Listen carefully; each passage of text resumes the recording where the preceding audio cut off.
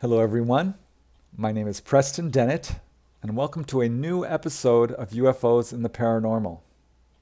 I call this episode Gone to Live with the Aliens. This is the true story of a young man by the name of Paul. I do know his last name, but I'm not going to reveal it out of respect for his family. And once you hear Paul's story, I think you'll understand why. This story actually comes from a friend of mine by the name of Tony. I met Tony at the Renaissance Fair when I worked there one year, and Tony found out that I was a UFO researcher, and he was very excited because he had quite a story to tell. The story takes place in 1978 in a remote cabin in the Palm Springs area of Southern California. This is a desert area, and the area where this cabin was quite remote. Paul, Tony, and his friends would occasionally go out to this remote cabin in Palm Springs to spend the weekend. One of them had a family member who owned this cabin, and it was a great place just to go and get away from all the hustle and bustle of the city and just relax and have fun. And that's what they were doing on this one weekend in 1978. Paul, Tony, and his friends went up to this cabin and were just hanging out. And one evening, Paul said that he was going to take a little walk. This was late in the evening, and off Paul went.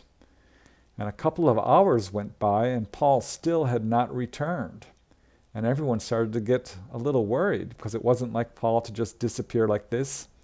And they wondered if something had happened, if he'd gotten bit by a rattlesnake or tripped, or what was wrong. And they were just getting ready to go search for him when Paul came back into the cabin, and he looked quite excited. He had a really incredible story to tell. And everyone rushed up to him like, "Where were you? We were just getting ready to organize a search party. What happened?" And Paul said, "Well, I saw something land over in the hills over there. So I went walking over to check it out, and it was a UFO." And everyone freaked out. They're like, "Wow, you're kidding. You're full of crap." So a few of them were like, "What are you talking about? I don't believe in UFOs." But Paul was absolutely serious. He said that while he was out walking there, he saw something drop out of the sky, a glowing object, and it landed some distance away at the base of these cliffs. And he saw people come out and walking around it, so he walked up to it to see what was going on. And as he says, it was this kind of saucer shape. There were people, these aliens. They looked kind of like us. And Paul proceeded to give a description of these figures, which Tony now recognizes as the typical grays, or perhaps gray human hybrids. And according to Paul, these figures were short, about 5 feet tall with grayish skin. They had large dark eyes, bald heads. They wore white uniforms. They looked largely human. And as Paul says, they were walking around the outside of their ship. So I went down to see what was up. And Tony said, "Really? Did you actually talk to them?" And Paul said, "Yes. I went in their ship and looked around inside of it." And according to Paul, these figures were very friendly. He was invited on board. This was not an abduction by any means. They were very friendly. On board the ship, he said it was very sparsely furnished. It was very clean. The ETs told him that they were studying the wildlife in this area, and they actually invited Paul to go live with them. The only caveat was that he could not return. And Paul said no, he was not ready to just leave Earth like that. And the ETs said, "Well, we're going to be back here in this exact area 1 year from now. And if you want to come with us, come back 1 year from now and make contact, and you can come with us." So this was the story that Paul told his friends. And this was quite shocking to them. Some were skeptical. Paul seemed to be absolutely sincere, and Tony certainly believed him because he knew that Paul was not the kind of guy to joke about something like this. And he could tell that Paul was really excited. You could see that Paul was absolutely sincere about what he was saying. And so Tony pulled him aside and said, "What are you going to do?" And Paul said, "I don't know. I'm going to think about it." Tony told him, "Oh, you should have come back and got me. That would have been cool. We could have at least gotten them to give us a ride around a little bit and come back." So Tony was very much impressed by Paul's story and was eager to see what his decision would be. And he didn't have to wait long. As the year rolled around, it became clear that Paul was seriously considering going out there. As Tony says, and I quote, "Over the year, coming up to that time, he started getting rid of all of his stuff. He gave all his stuff away. Everybody started getting a little worried, and his family thought that maybe he was going through a mental breakdown or something, because he was just getting rid of all of his possessions. He said, 'I don't need this anymore. I don't need them.'" And Tony spoke with Paul several times, and on each occasion he asked Paul, "Are you thinking of going with these guys?" And Paul said, "I'm going out there. I don't know. I'm going to go back there, but I don't know if I'm going to go with them. I don't know." And Tony said, "Well, make sure everybody knows where you're going." And there really wasn't much else to say. At this point, Tony didn't really believe Paul would actually leave. The whole story sounded so crazy. But Paul was apparently absolutely serious about this. And sure enough, when the day arrived, it happened. Paul drove off alone into the desert to presumably meet with these aliens. And as Tony says, and I quote, "He went out to the desert, to that place, the day that they were supposed to be there. We didn't hear anything after a couple of days. His parents were worried. They called us and asked us. We said that we knew pretty much where he was going. So we all go out there, and we found his car out there, out in the middle of nowhere, just parked, out in the desert there. Some of the people thought that maybe he might have committed suicide. His car was there, his car keys, but he was never seen again. We never saw him or heard a thing from him. From that day, he was gone. He disappeared. He was only 22 years old."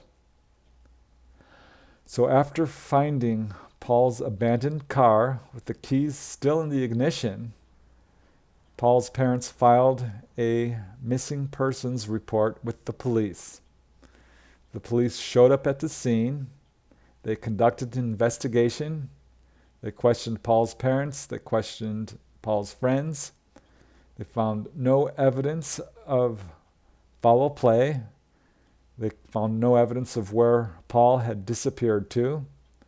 When it came time for Tony to be interviewed by the police, Tony told them exactly the story that Paul had told him, that he had come upon this landed UFO, these almost human-looking ETs, that the ETs had invited him to go live among them.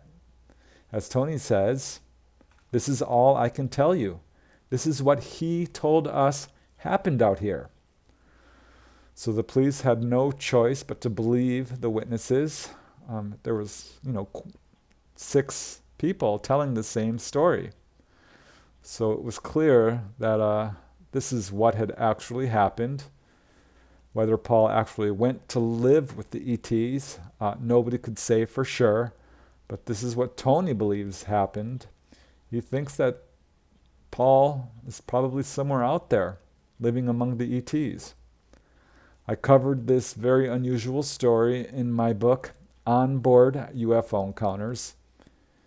And yeah, I know how unusual this sounds, but I'd sure like to believe that Paul is out there living among the ETs. That's certainly what it looks like. And as crazy and as unique as this story sounds, it's actually not unique. It's not unprecedented. There are, in fact, a few other stories out in the UFO literature very much like this. In fact, there's a remarkably similar story which occurred to a musician by the name of Jim Sullivan. In 1969, Jim Sullivan, who was a moderately successful musician, released an album, and one of the songs on this album was called UFO. And it was all about going out into the desert to make contact with aliens. And it was just 6 years later, in 1975, when Jim Sullivan disappeared under very unusual circumstances, under circumstances that are incredibly similar to what happened to Paul. As it turns out, Jim Sullivan left very few clues as to where he went or what he was doing at the time he went missing. All we know is that Jim had checked into the La Mesa Motel in Santa Rosa. This is in New Mexico. According to the evidence, the investigation, he never actually slept in this hotel. He was last seen about 26 miles away at a ranch, and this was where they found his car. His car was abandoned, full of all of Jim Sullivan's earthly belongings, including his money, his guitar, and a box of unsold records. And Jim Sullivan was never heard from again. This case is quite well known in the UFO community, and there are many people who believe that Jim Sullivan was taken on board a UFO to live among the ETs. Again, very hard to say. It's an unsolved mystery. But very similar to what happened to Paul, and again, not unique. And as it turns out, there's another story that's very, very similar, coming from another gentleman by the name of Granger Taylor. Granger Taylor comes from British Columbia in Canada, and Granger was very well known for being interested in UFOs, perhaps even to the point of obsession. He believed he was in contact with UFOs. He was so interested in UFOs that he actually built a model, a life-size model of UFOs, of a UFO on his parents' property. And then, on November 29, 1980, Granger Taylor, who was then 32 years old, walked out of his parents' home, leaving everything behind, and was never seen again. However, before he left, he wrote a strange, enigmatic note for his parents to find. And in this note, he explained that he had, quote, gone away to walk aboard an alien spaceship. The aliens with whom he had been communicating via dreams said that they had offered him, quote, a voyage to explore the vast universe.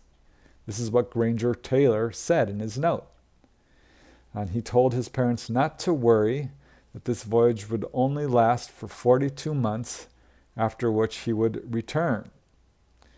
And he left all his possessions behind, saying that he no longer had any use for them. This was the story that Granger told in his note. Unfortunately, Granger was never seen again, and many people speculate that he, in fact, went to live among the ETs, like he wrote on his note. Now, there are some reports that his vehicle was found, along with his clothing and what might be human remains, though this is quite controversial, has not been fully verified. Some of his friends and family are not sure about this because they do not believe that Granger would have taken his own life. So, yeah, this is a controversial case. All of these are quite controversial, with still many, many questions surrounding them. But what I think is so interesting is how remarkably similar all three of these cases are. And I know there are other cases like this. I know Leonard Stringfield had a case where an entire family went missing. Told one of their family members, one of their relatives, that they were going to live among the ETs. So there are a number of cases out in the UFO literature like this. So who knows? Maybe people are being invited on board to live among the ETs. Certainly stranger things have happened. So I guess you'll just have to make up your own mind. But these stories do happen, and that's why I think it's important that people know about it. And that's why I wanted to do this little episode for you today. I hope you've enjoyed it. I really want to thank you for watching. I truly appreciate it. And until next time, keep searching for answers, keep asking questions, and most importantly, keep having fun.